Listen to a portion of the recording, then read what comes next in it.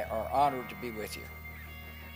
Madam Vice President, Vice President Cheney, Governor Wolf, Secretary Holland, and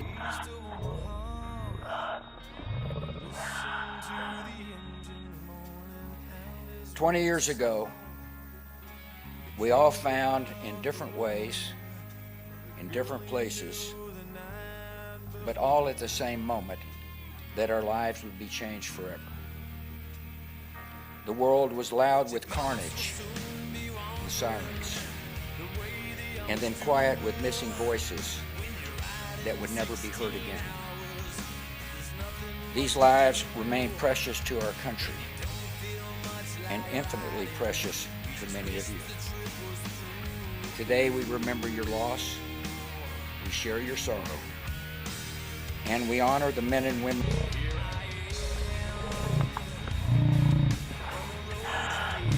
long and so well. For those too young to recall that clear September day, it is hard to describe the mix of feelings we experienced. There was horror at the scale of destruction, and awe at the bravery and kindness that rose to meet it. There was shock at the audacity of evil, and gratitude for the heroism and decency that opposed it. In the sacrifice of the first responders, in the mutual aid of strangers, in the solidarity of grief and grace, the actions of an enemy revealed the spirit of a people.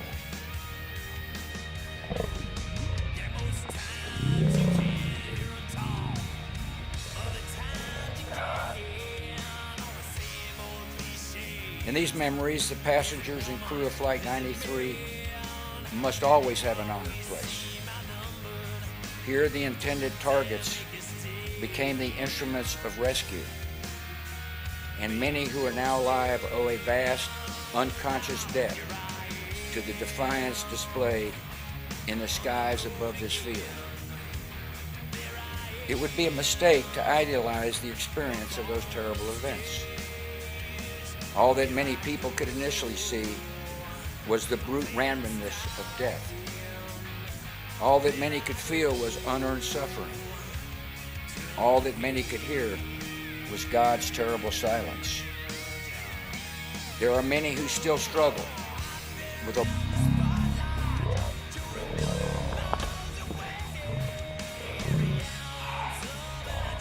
within. In those fateful hours, we learned other lessons as well. We saw that Americans were vulnerable, but not fragile. That they possess a core of strength that survives the worst that life can bring. We learned that bravery is more common than we imagined, emerging with sudden splendor in the face of death. We vividly felt how every hour with our loved ones was a temporary and holy gift. And we found that even the longest days end.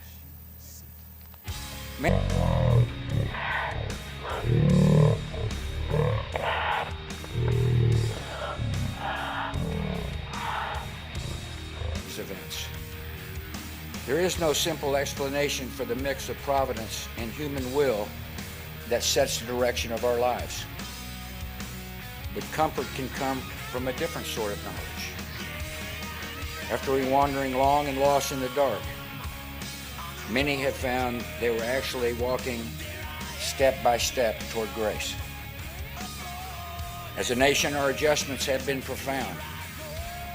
Many Americans struggle to understand why an enemy would hate us with such zeal.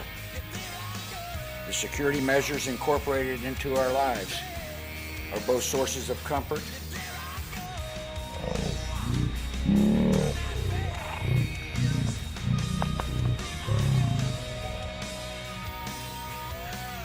and we have seen growing evidence that the dangers to our country can come not only across borders, but from violence that gathers within. There is little cultural overlap between violent extremists abroad and violent extremists at home. But in their disdain for pluralism, in their disregard for human life, in their determination to defile national symbols. They are children of the same foul spirit, and it is our continuing duty to.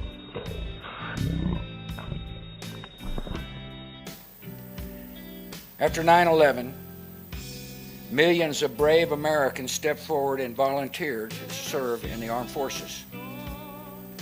The military measures taken over the last 20 years to pursue dangers at their source have led to debate.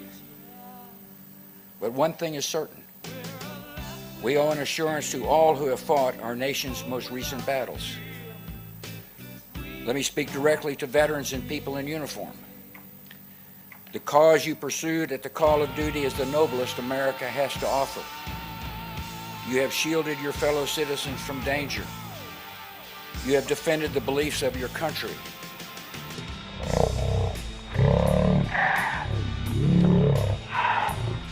Downtrodden. You have been the face of hope and mercy in dark places. You have been a force for good in the world. Nothing that has followed, nothing can tarnish your honor or diminish your accomplishments. To you and to the honored dead, our country is forever grateful. Weeks and months following the 9/11 attacks, I was proud to lead an amazing, resilient, united people. When it comes to the unity of America, those days seem distant from our own. Malign force seems at work in our common life that turns every disagreement into an argument, and every argument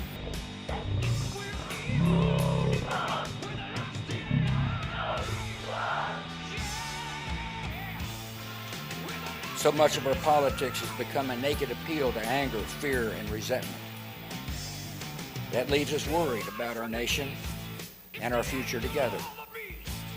I come without explanations or solutions. I can only tell you what I've seen. On America's day of trial and grief, I saw millions of people instinctively grab for a neighbor's hand and rally to the cause of one another. That is the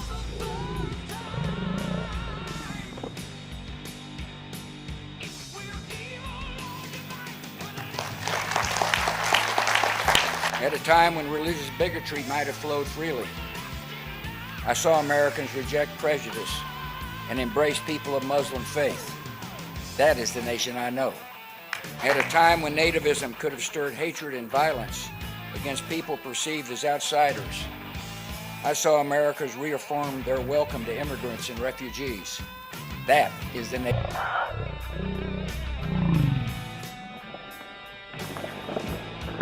At a time when some viewed the rising generation as individualistic and decadent, I saw young people embrace an ethic of service and rise to selfless action.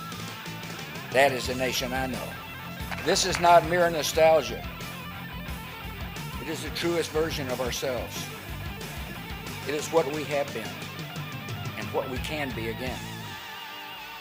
20 years ago, terrorists chose a random group of Americans on a routine flight to be collateral damage in a spectacular act of terror. The 33 passengers and 7 crew of Flight 93 could have been any group of citizens selected by fate. In a sense,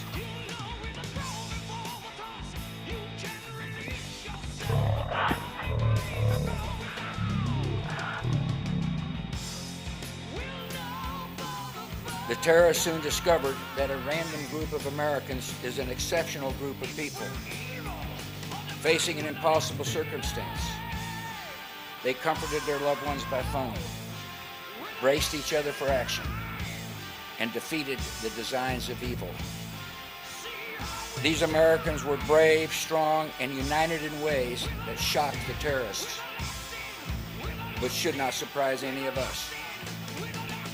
This is the nation we know.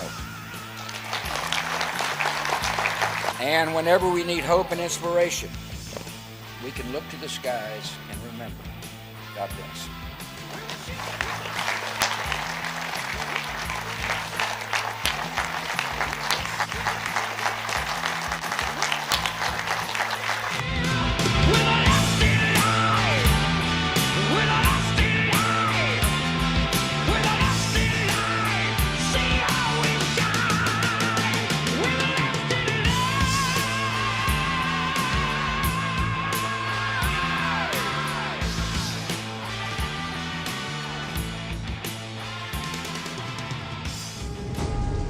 Hasta la vista, baby.